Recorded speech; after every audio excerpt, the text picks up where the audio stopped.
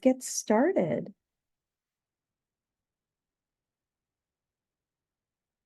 So here's today's agenda. We are going to cover a few important areas that relate to the Humanities for All Quick Grant program. So we'll dive into a bit of an overview of the program. We're going to talk a bit about the application process. We're going to talk about the review and award process. And we're going to wrap things up with some time for question and answers. And I'll just mention that we're going to have breaks throughout the duration of our time together to get into some question and answers. But I also wanted to just kind of draw everyone's attention to the question and answer box at the bottom strip of your Zoom screen. So at any point today, if you have questions, do please populate those question and answer boxes so that we can be sure that we are covering all of your questions, and we will be curating the questions as they pertain to different sections of the presentation today. So if you don't hear your question addressed at the moment that you enter it, it's probably because we have a different point in our presentation that we want to ensure that we talk a little bit about some information and then get to the question that relates to it. So additionally, we want to let everyone know that the webinar will be recorded and available on our website, calhum.org, as well as on YouTube.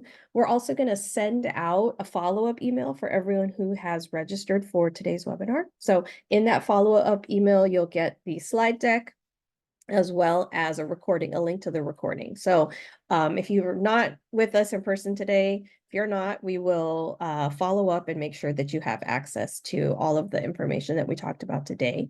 And just again, reminding folks, please do post your questions in the question and answer box. The chat is disabled, but we will be dropping some information and pertinent links throughout our time today. So on with the show. Let's talk a little bit about why we're all here today. So today we're going to talk about the Humanities for All Quick Grants, and just some kind of big broad strokes. This grant program has been implemented by California Humanities since 2016, 2017. These are grants that provide $1,000 to $5,000 in funding that are now, as we'll talk about later, awarded throughout the year for small-scale public humanities projects across California. And we're going to give some examples of what some successful quick grant projects look like. We're also going to talk a bit about some of the big ideas that are driving quick grants. And so as we proceed, let's break down some of the details. And I also wanted to mention, as I think we might have missed that slide, today I'm going to be joined by two colleagues. We will have Beth Segura, who is our operations coordinator, who will be joining us behind the scenes and helping us with those, if you have any questions about technical issues, and she'll be helping us throughout this webinar. And I'm also going to be joined today by Brett Connor, who is our grants manager, and we'll be hearing from him in a little bit. But back to the Humanities for All grant programs.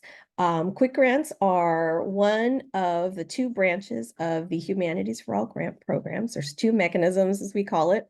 Quick grants on the left side of our screen in the yellow box is designed to support shorter term projects. And so for us, that means projects that are implemented within 12 months, so within 1 year or less.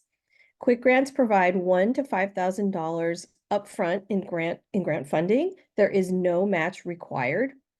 Another aspect of quick grants is that there's no external humanities expert required. And we'll talk a little bit about, who is required as part of your project team. But unlike project grants, which I'll mention in a moment, there is no need for a humanities expert external to the project.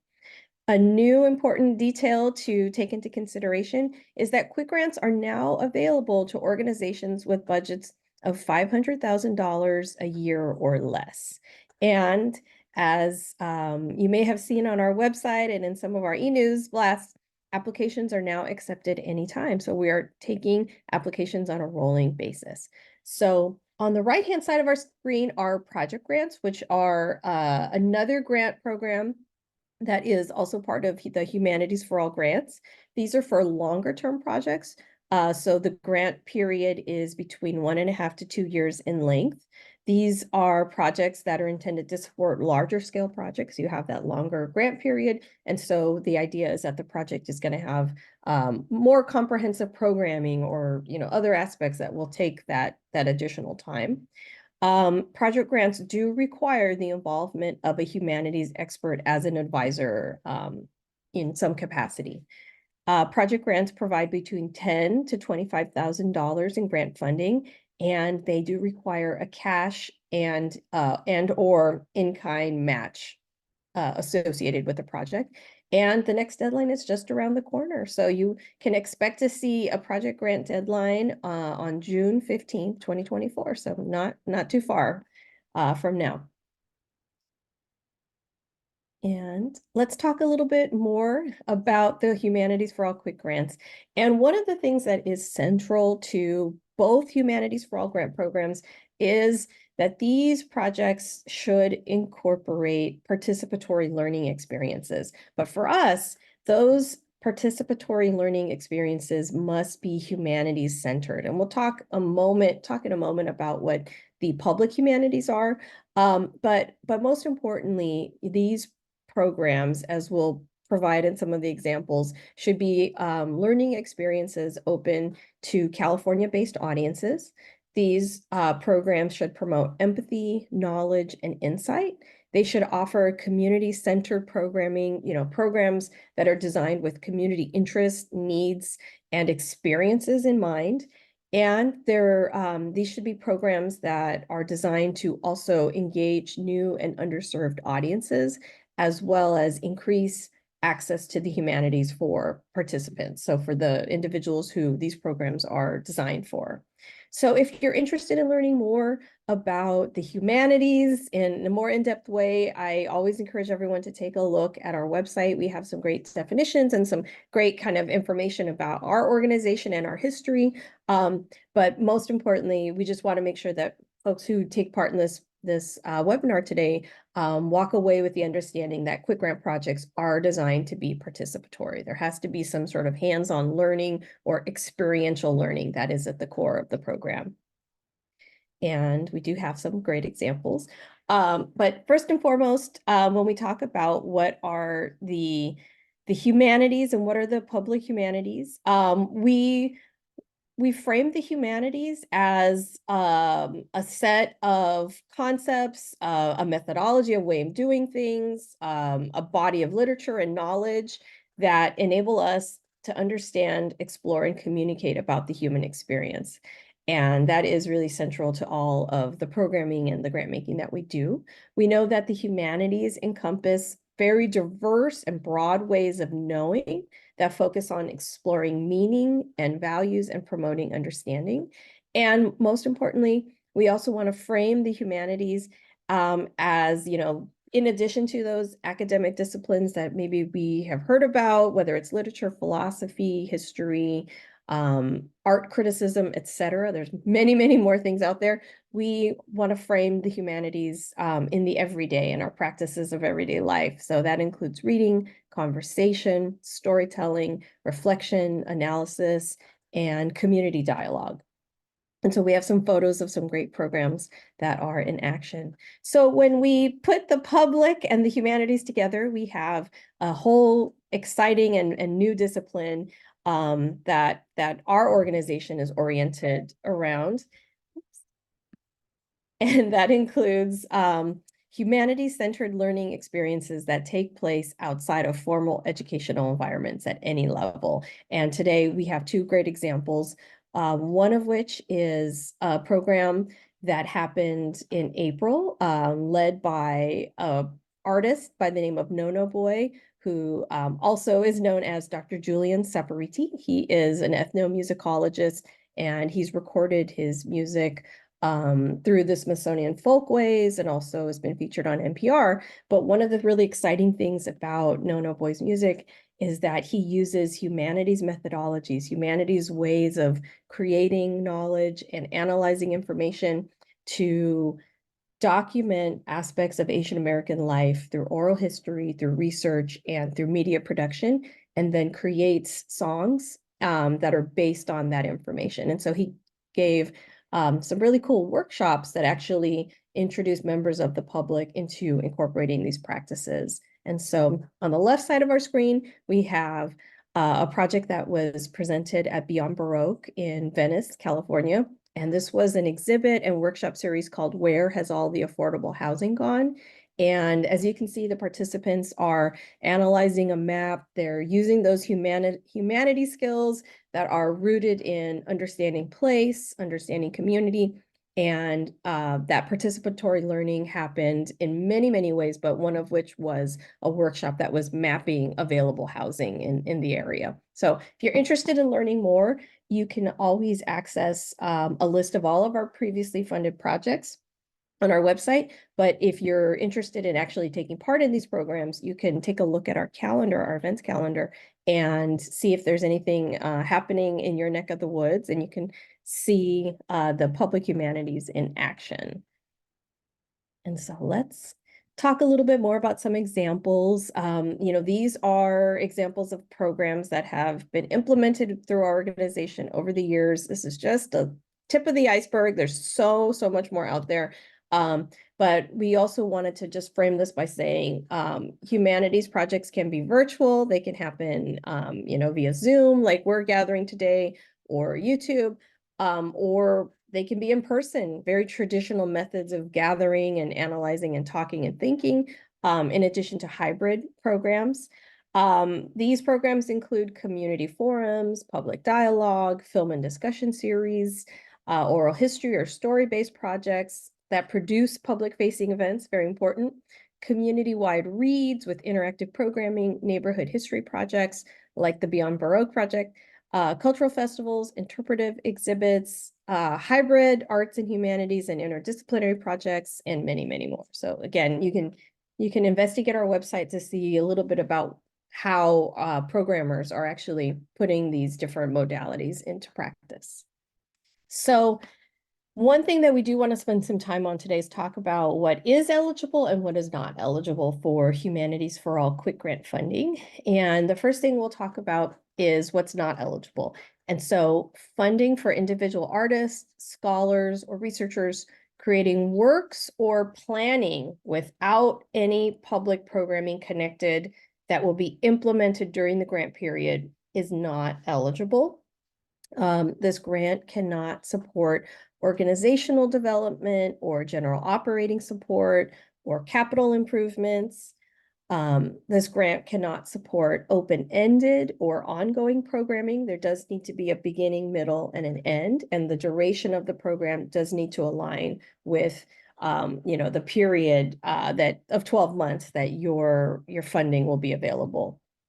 This grant cannot support regranting, scholarships, prizes, internship programs, artist and residency programs, or gifts.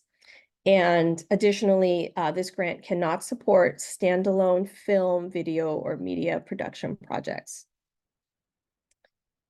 And just to kind of add a little bit more on there, activities and projects primarily intended to advance a specific policy or political agenda or to influence legislation, which is how we define advocacy, is not eligible.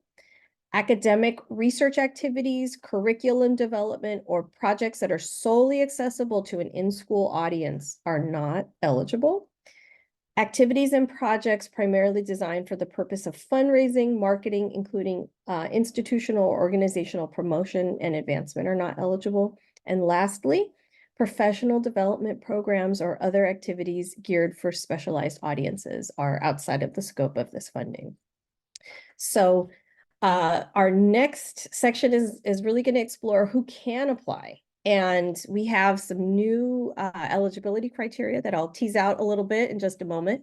But first and foremost, California-based nonprofit organizations, tribal governments, and local or state government entities, which include public educational institutions, libraries, museums, public agencies, etc., that meet the following criteria. So starting May 1st, 2024, quick grants are now open to organizations with budgets, annual budgets of $500,000 or less.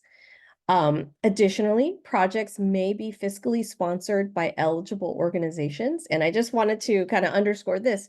Fiscal sponsors may have budgets of any size. So I know that I've been getting some questions about this already. But yes, fiscal sponsors may have budgets of any size. Nonprofit organizations must have federal tax exempt status, so that's that 501(c)(3) status. And just to reiterate, applicant organizations must be California-based and serve audiences in California. And a few more requirements. We are only permitting one application per applicant organization, which includes also project directors. So this is really important if you are working with a fiscal sponsor that can only support one project at a time. It's really recommended that you reach out to your fiscal sponsor and ask them if they have any other either applications under review and or grants with us.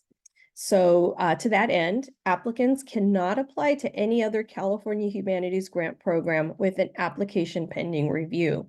So if you decide to submit for a quick grant and you hit that submit button and your application is in our system, that prevents you from applying for another one of our grant programs until you receive an official decision, an official declination. Once you have that official decision, then you can go ahead and move on and apply to another one of our programs. But we just really want to reiterate that if you have an application under review, you cannot apply for any of our other grant programs. So if you are a past California Humanities grantee, whether that's CDP, whether that's project grants or any of our other grant programs, bear in mind that you must complete the 1-year waiting period after submitting your final report.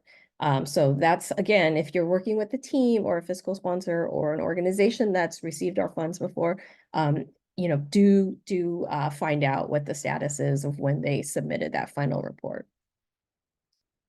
And new thing to consider is when. Now that we have rolling deadlines, timing of your project is another consideration to add into the different decisions that you're making before you submit your application.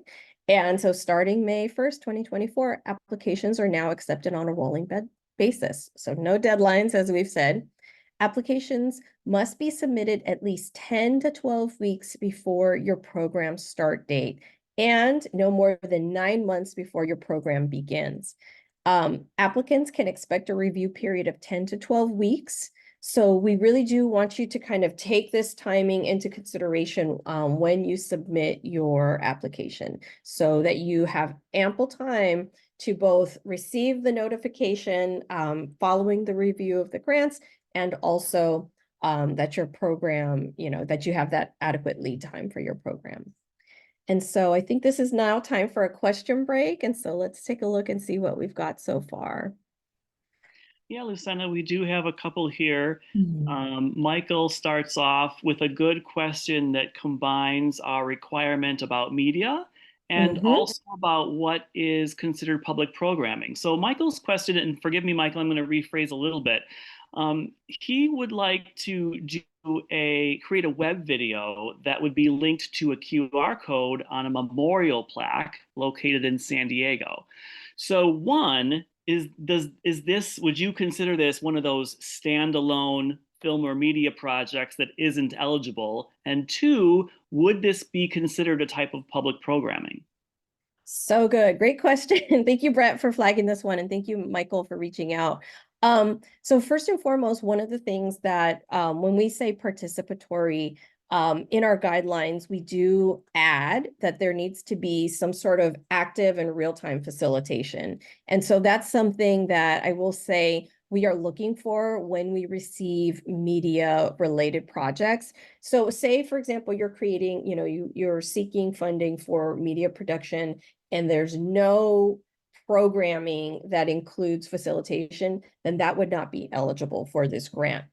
However, if your project includes a public forum with the facilitator who is, engaging with participants and audiences, and also in addition to that, in your application, the programming side of the project is very well fleshed out and demonstrates consideration for all of those kind of requirements we've been saying before, then that would be eligible. So I just want to kind of think about two things when I'm answering this question. First is the framing of your proposal. Are you framing your project as just using funds to create the media project? Or on the other hand, are you framing that proposal to demonstrate that really the output that you're seeking to use funds for is for that, like I said, facilitated hands-on learning event?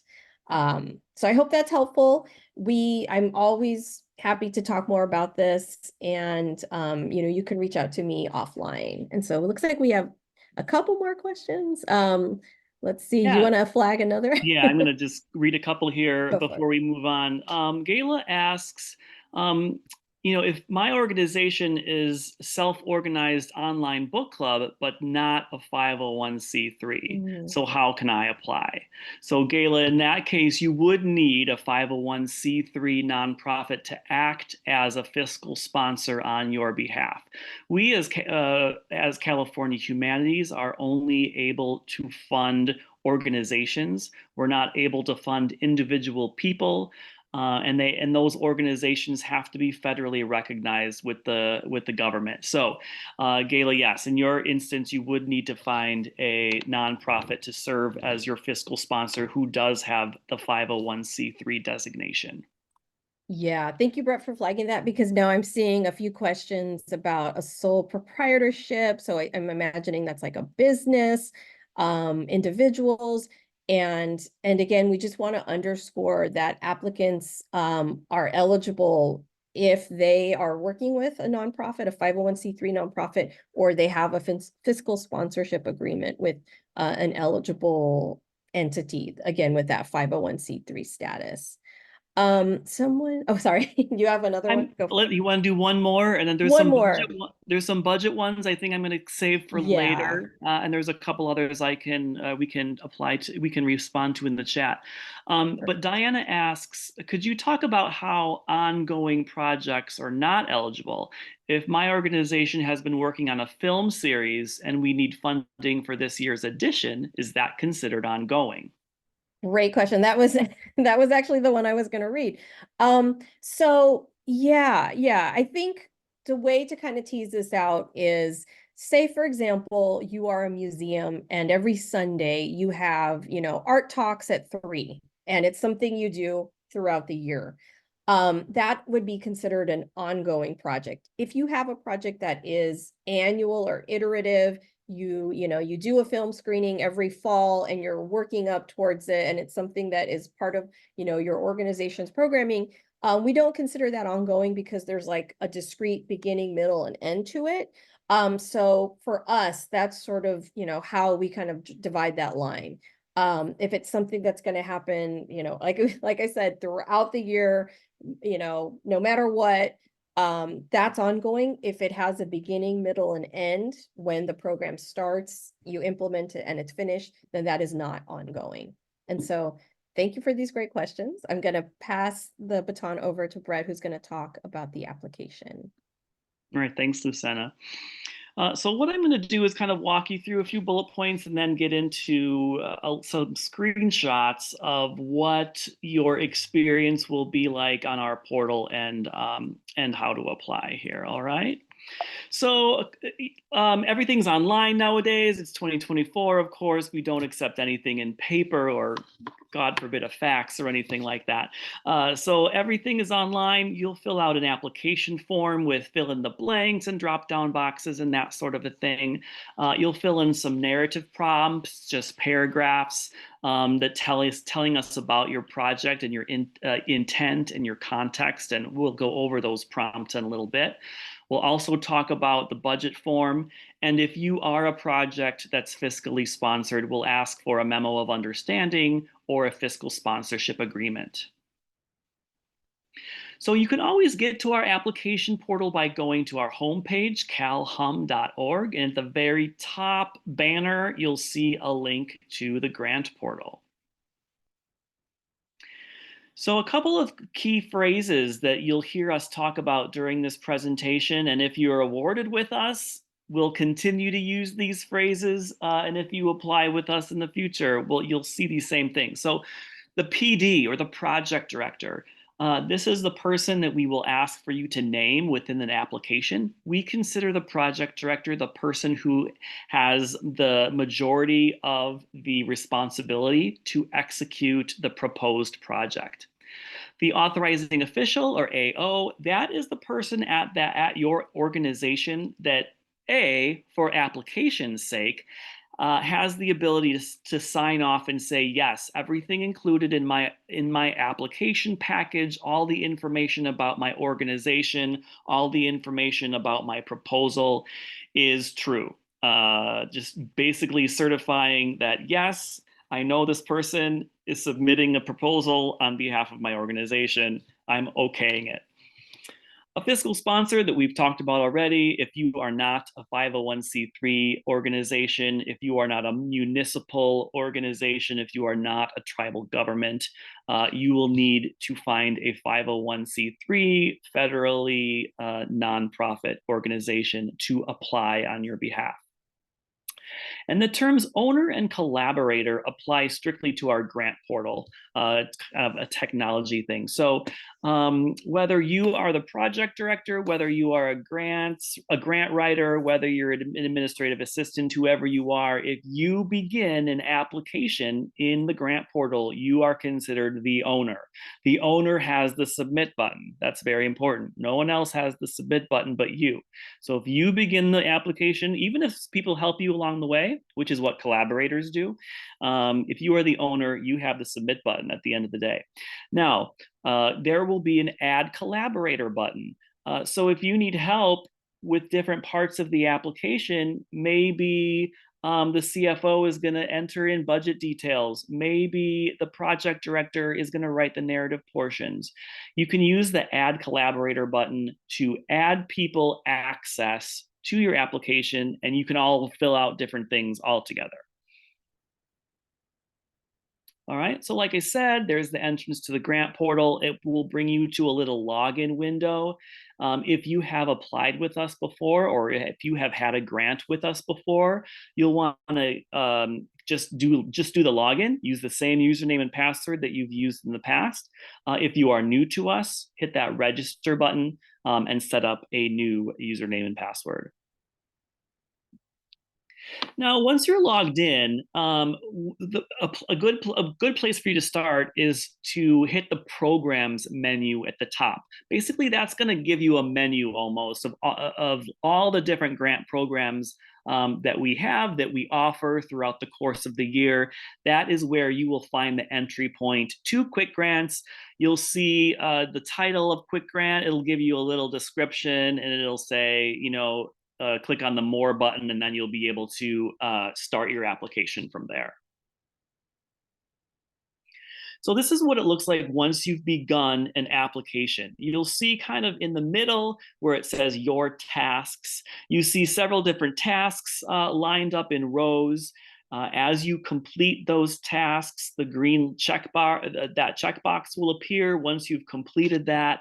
And then once you get all the way to the bottom and you've got all your green circles filled in, the submit button will light up. Note the circle that I have in orange there, that's where that add collaborator button is for you to add folks to help you with your application. This is just an example of any old web form that you see all day long on the internet. We've got fill in the blanks, you've got radio buttons, you've got, names and address and phone numbers and emails and all that kind of thing.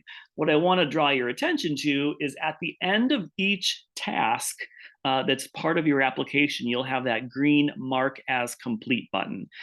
So when you're done with that task, make sure you hit mark as complete so that you can move on to the next one. Some of them are sequential, so you have to do one before the next. This is just an example of if your application needs an upload, this is kind of what that will look like. So in this example here, this must be a fiscal sponsored project because it wants you to attach a memo of understanding. This acts as if you're on, any sort of, web-based email or web-based site in which you hit attach, and then you browse on your computer to where that file is. You attach the file. So it's just a simple upload mechanism. All right, one common question that I get is I've already marked my task as complete, so that little green checkbox is already there, but I need to go back and edit that, and I can't find how to do it. Very common question. So you'll go to the task that you want to edit, and you want to first find those three dots, the ellipsis in the top right corner. You'll get a sub menu from that, and that's where you will find your edit button. Just be careful that you don't hit reset, because that will take you all the way back to the beginning. So like I said before, once all those green tasks are lit up, the green submit button will light up and you'll be able to submit. I draw your attention to the orange circle that says preview, just for those who want to download a copy of everything for themselves. You don't have to do this, totally optional, but if you want a copy of all your materials for your own records, that preview button is where you will be able to download a record for yourself. All right, a couple of closing tips. This is definitely, this grant portal definitely works best on a bona fide computer, on a laptop. It does not work well on a tablet, and it certainly does not work on a phone. So don't even try it. It'll be more trouble than it's worth, trust me. Google Chrome definitely works the best. Most people that have a Mac and use Safari are fine. And Firefox seems to be fine as well. Internet Explorer, though, now that Internet Explorer has officially been retired from Microsoft, Internet Explorer does not work with this grant portal. Maximize your window, plan ahead for obtaining signatures, like I kind of talked about. Your authorizing official, we talked about those that verbiage at the beginning. Your authorizing official will need to sign your and certify your application at the end. So that's a good way that you can use that collaborator button. You can add them into your application so that they can sign at the end. And don't wait to the last minute to submit this. But actually, I don't have to say that anymore because we don't have a deadline anymore. So yes, the sooner you get your signatures, the sooner that you can submit. Bookmark the grant portal so that you can come back whenever you need to, download a preview if you want. And also, sometimes you need to look in your junk folder or your spam folder in your inboxes from emails from us, from confirmation emails from this sort of grant portal or CRM systems that we use. So the spam filters seem to be getting tougher and tougher. So sometimes you'll see emails from us in your junk, and you'll have to mark those as safe or send them to your inbox. So just to let you know, that does happen from time to time. I'm going to turn it over to Lucinda now, and she's going to talk about the main content part of your application. Yeah, thank you so much, Brett. And I just wanted to mention to the participants, I see your questions, we see them, and you have some really good things that you're teasing out. If you could just hang tight once we get through this, hopefully some of the things we talk about will also hopefully provide some information about the questions that folks are asking, but we'll get to those question breaks in just a moment. I wanted to turn our attention back to the proposal narrative. As Brett mentioned, our application includes a few key components, really three basic components. The application form that he mentioned, the proposal narrative, which I'm going to walk through, and lastly, the budget. And these components work together to tell us, really provide us with a snapshot of who your organization is, what sort of impactful public humanities programming you seek to do, and the budget that you're working with. So the proposal narrative is really your opportunity in a very kind of concise way. Give us the lay of the land. Give us a quick schematic of all of the goals that you are articulating for yourself, which we'll get to, the impact you seek to make, the intervention into the humanities you're providing through your programming, and who your audiences are. So you're going to find four basic questions in your proposal narrative. The first one is really a very broad overview of the proposed project and activities you will be implementing. This is a 350 word max. These are fill-in boxes. So, some folks like to write things out longhand, transcribe them back into the text. Some people like to cut and paste from a Word doc. It's really based on, whatever style works best for you. We also have a download of a PDF of our application form with all of the questions. So I just wanted to plug that in case anyone is interested in seeing the whole format. You can also find that on our on the Humanities for All Quick Grant website. So we give you some prompts. We want to know what kind of impactful humanities learning experiences you will be providing to participants or audience members. We want detail about the who, the what, the when, the where, the how. So give us dates, times, venues, locations, and etc. So let's talk a little bit more about the next question, and that is outreach and engagement. This is a 250 word max. We are asking you to tell us a little bit about who will participate in your project. We want to know about your target audiences and participants, any new or underserved audiences you are seeking to reach. We want to have an estimate of the size of your audience or number of participants.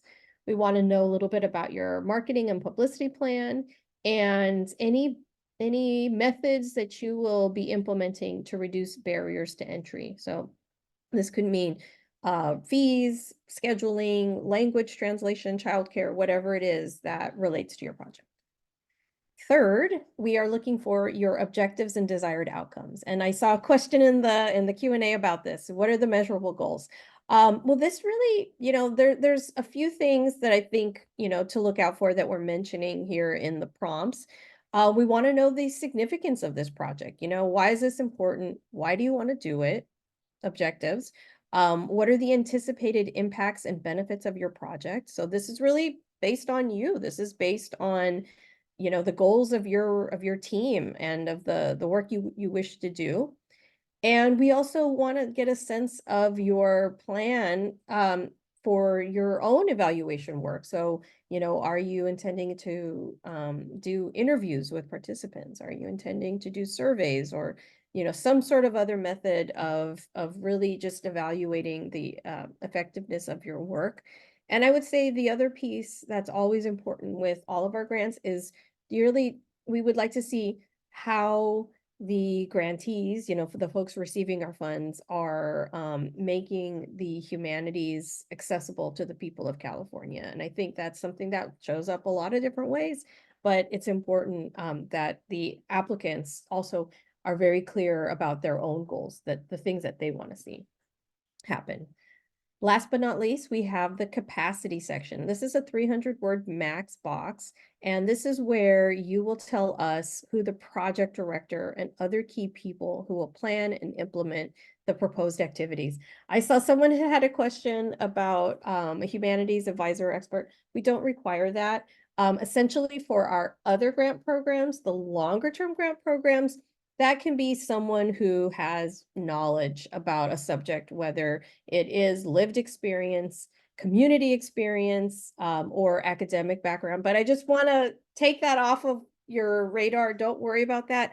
We don't require that for quick grants. So I don't want people to be preoccupied with that because it's not a requirement. What we are looking for is a clear explanation of any resources that the sponsoring organization or any partners will contribute to the project to ensure its successful implementation. We also, as I mentioned just in the first section, is we want to know about the people, the people who will be making up the team collaborating on the project. So, some people like to provide a little snapshot of their background and their expertise, or even their commitment to that bigger mission of the project that's at hand. So hopefully that gives you a little bit of information. This is just a glimpse into what the application looks like. So as you can see, these are fill-in forms, and there's quite a bit of text that you can get into those boxes, but it is there are word limits for each of those sections. So do be mindful of that in each of the questions. And we have some tips for putting together a strong proposal narrative. We ask that folks respond only to the prompting questions listed for each section. As I mentioned, there are word limits, so just to use as much of that real estate as possible and not include any extraneous information. Applicants, as I said just a moment ago, may draft their responses first in the document, copy and paste, or some folks like to just write into the boxes. It's really up to you. But bear in mind that, yeah, there are those word limits, so sometimes it's important to have that other document where you can kind of make sure that you edit and just really hone down your answer. Applicants are encouraged to provide complete answers. Partial or incomplete responses may not be as competitive because it doesn't necessarily give us all the information that we're looking for. Um, Response boxes must be completed and under the stated word limit for application submission. So if you go over that word limit, the application's actually going to stop you there and you're not going to be able to move on to that section. I'm going to add one other tip really quickly. And that is, I would really suggest, for folks to really keep those questions in the proposal focused on the project. What I have observed in the past is that sometimes applicants will have a whole lot of information about their organization that makes its way into the application. And what I would suggest is save all of that great detail about your organization for the application form, because we actually do have a few sections where you can provide a free response about your organization, the history of your organization, its mission and focus. And because that real estate is so limited in the application form, we do suggest really just keep those responses in the narrative prompt about the project. And so I think it's time for a question break. So I wanted to circle back to some questions, Brett, and we had some questions. Let's see. Oh, it looks like we answered that.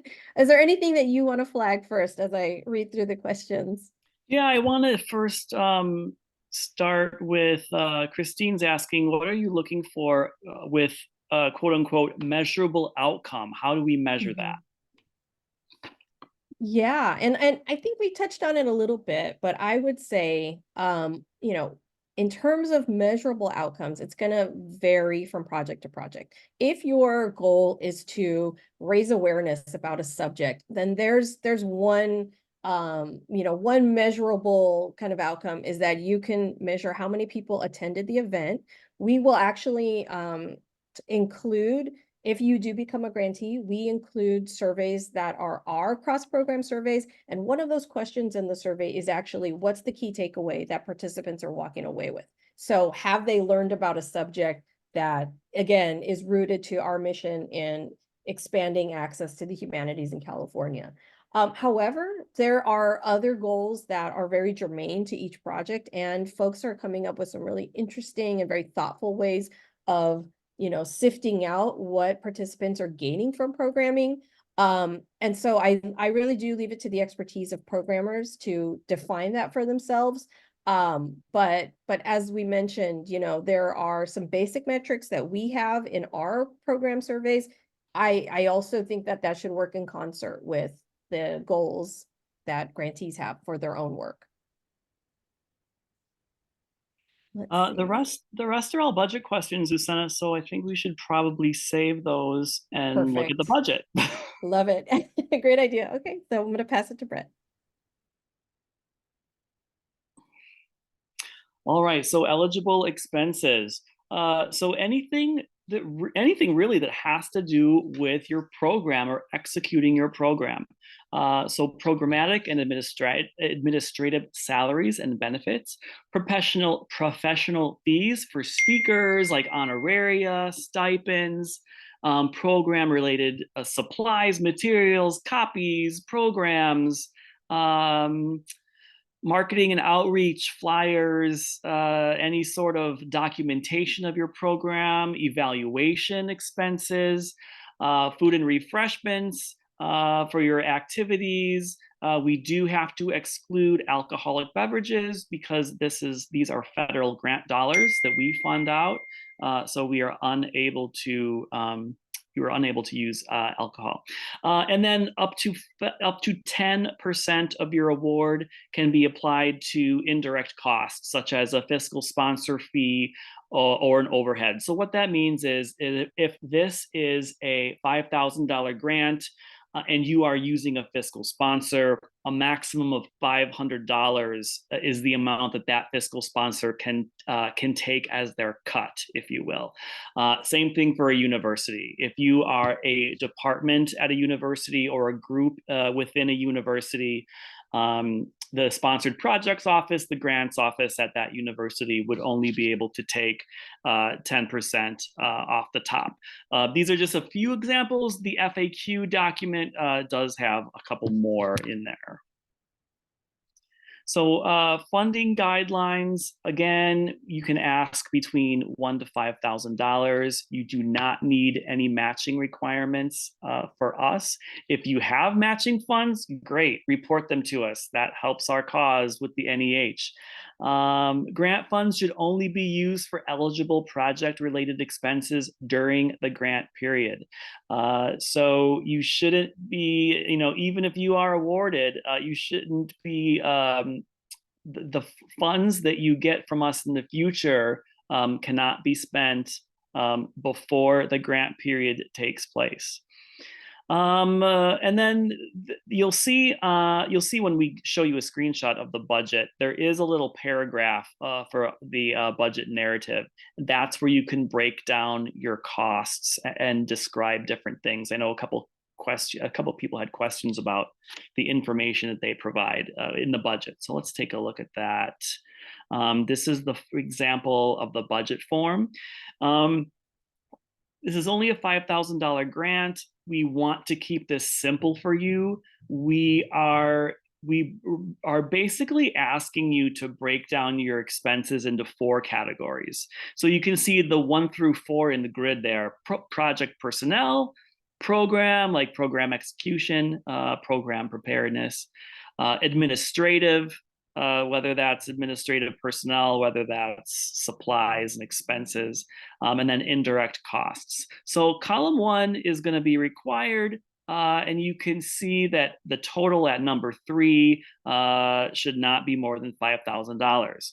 If you are going to use cash from other sources, other grant funds, your own company's funds, other donations from individuals, from organizations, those can all be used as a match. So you can put those in column 2. They are not required, but it does help us get to understand what the full breadth of your project is, because the total of column 1 and the total of column 2 will show where I see where you have the number 4 there, the grand total for the whole project. So a question commonly is like, well, I have like 10 or 15 different categories on my own internal budget. You just got to do the best you can do to kind of fit them in these 4 categories, and then use number 5, use that budget narrative box to explain to, if you want to itemize or explain what that $2,000 in project personnel, what that compromised or what that's comprised of, you can explain that in the budget narrative paragraph. All right, one question that I know I saw earlier was, what happens when the project budget that I proposed doesn't necessarily match the project budget when it's all said and done, which is a great question. Again, this is only a $5,000 grant. We do want to keep it as simple as possible. We would only be concerned of a change in the budget if that change is 25% or more.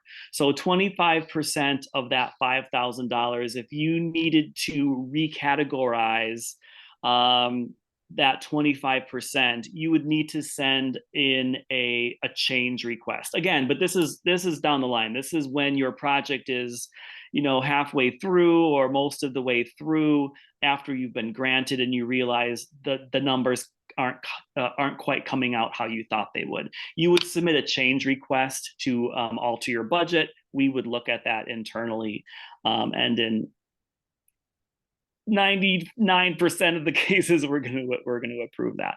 But that is, I know that's a question that somebody had in the Q&A earlier. Yeah, no, thank you, Brett, for raising that. And all the grantees, I'll just say this, if a project is funded, we actually go through a pretty extensive orientation. And so if you have questions about like, well, what if something changes? We do prepare grantees with ways to proceed with all those different scenarios. So just wanted to let folks know that, once you receive funding, we are always in touch with you, and you're not just on your own to navigate that, just, in isolation, that there's actually an orientation process that happens to walk through that. And I think what we'll do now is let's just wrap things up, and we can end on our last couple of slides, and there is time for a final question and answer break because I don't want to step on too much more time.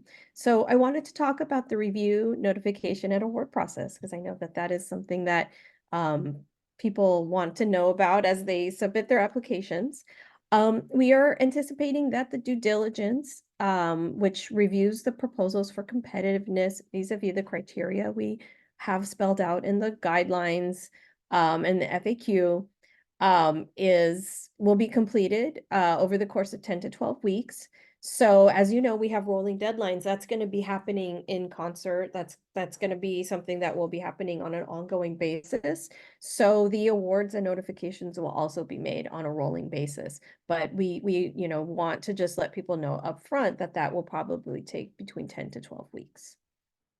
So review criteria. Essentially, the review criteria is everything that we spell out in our guidelines, but we're just wanting to give you a snapshot of what, a really honed in view of what the review criteria will be analyzing proposals on.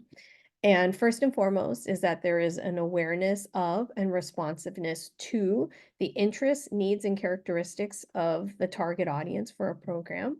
We're looking for projects that have a clarity of project purpose, of their objectives and proposed outcomes. And I'll just add on a few more things, that the descriptions of the projects are concrete, that they're not just sort of like pie in the sky ideas, but that because this is a short, 12-month period, that grantee, the project director is ready to hit the ground running.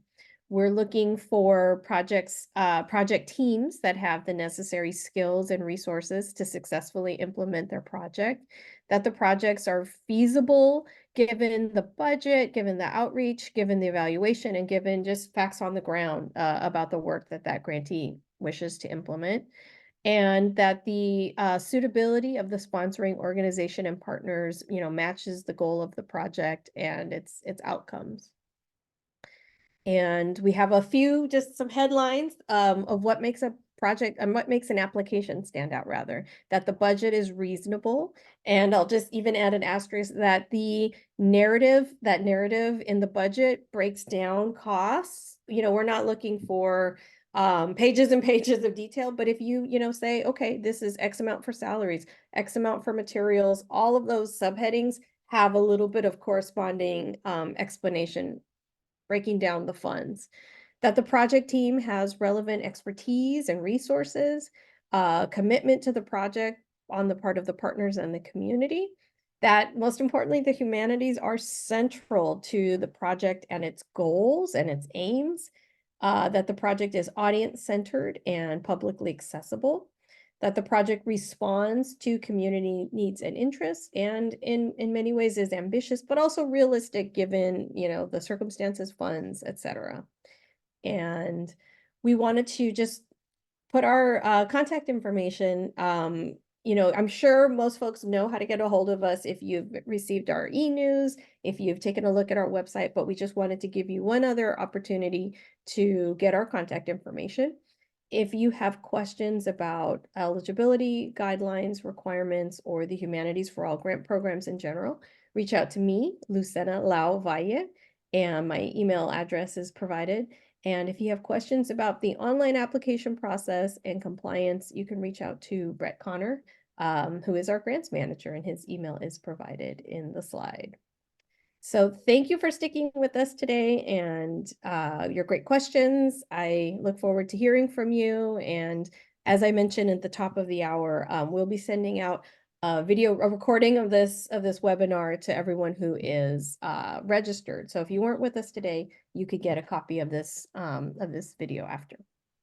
All right, Right, looks like we have some questions. yeah, yeah, great. Glory, I know you've been waiting a while, so thanks for being patient with us because this is really a great question. Glory asks, I'm at a gallery at a university. Do you consider the university's budget or the gallery's budget for that $500,000 marker? This is a great question because we want both, really. Mhm. For those of you who are within a department of the university, the best way for you to go through our application process is act like the university is your fiscal sponsor. So answer the question that yes, I'm using a fiscal sponsor, and then your university is the legal applicant. So whether it's just the university itself, sometimes it's Regents of University of California, blah blah blah. Sometimes it's the sponsored projects office of yada yada yada. Um, that's where your university budget is. And then later on, when it asks you, you know, it will say, are you using a fiscal sponsor? Yes. And then you say, are you a individual or are you an organization? You say organization. And then when it asks you for sub-recipient organization, that's you, that's your gallery. That's the English department. That is the history department, whatever department of the college or university that you're applying with. Use the subrecipient information in the application form for those smaller department units within a university. Yeah, no, Brett, thank you for flagging it and for presenting it in that way. And I'll just say, we fund many projects that are based out of universities. And I would, if you haven't already gotten in touch with your sponsored projects office or your grants office, just let them know if you haven't already that you're applying, because say, for example, your project is funded. Sometimes there can be an additional unexpected red tape that comes up when the grants office finds out that they're receiving funds, and it Yeah, can delay your access to funding. So just get on they it if really you are. don't like if you apply to something without them knowing about it. Correct. Yeah, yeah. And so we, just so that there's no surprises or delays, I think that's really the thing that we don't want anyone to have like delays that are going to hinder their project. Um, Someone is asking, Louise is asking, are there any size requirements for the team implementing a project? No. It's really based on the type of program that you're seeking to do. So if you have like a massive project and you are a team of one, that might not necessarily be feasible. So, I think it's always important to be realistic about what you can achieve, what your budget can accommodate in terms of additional team members, and also that kind of final outcome of the project. Like what exactly is the impact you want to affect, and how might other collaborators on a project help you reach that goal? Let's see. So public outreach, I think we talked about that yeah, the budget can absolutely support public outreach efforts, staff time, web-related costs, definitely. And someone is saying, is a film festival considered an ongoing event? No, if you are not implementing that film festival 12 months out of the year on an ongoing basis, then yeah, I mean, I think that, I think the operative term here is that there's a beginning to the project, a middle to the project, and an end when the project wraps up, and you can look back and reflect on it and do your evaluation. Activities required to be free, or is it possible to charge a low cost, say $10 for the event? Good question. We don't have a rule set in stone, but I would just, think about what your audiences can afford. Are you working with low income audiences? If so, what if if an admission fee is required, what after speaking with your audiences, you might want to find out, what they can comfortably pay. Additionally, might you use grant funds to offset those admission fees to ensure that the project that you're implementing is more accessible to audience members? So like I said, we don't have a set in stone rule, but you want to think about what is a realistic fee for someone if you do have to charge one. And then what is the average or desired size of audience or participant outreach? That really varies from project to project. I think most importantly, I'll just circle back to the idea that a project is publicly accessible. So, we understand that sometimes projects will have phases where maybe there's like a closed group workshop, but in addition to that, for eligibility, you're going to want to also have maybe a public reception or a public reading or something that a larger group of participants can experience as part of that mission for really for spreading the word about the public humanities that really is at the heart of our programming. So if you have questions that are more specific, you can always reach out to us and we're happy to talk more about it. But that looks like that wraps up our questions. And thank you all for joining in. Um, Take care and have a great rest of your day. Thanks for being with us today. Bye-bye.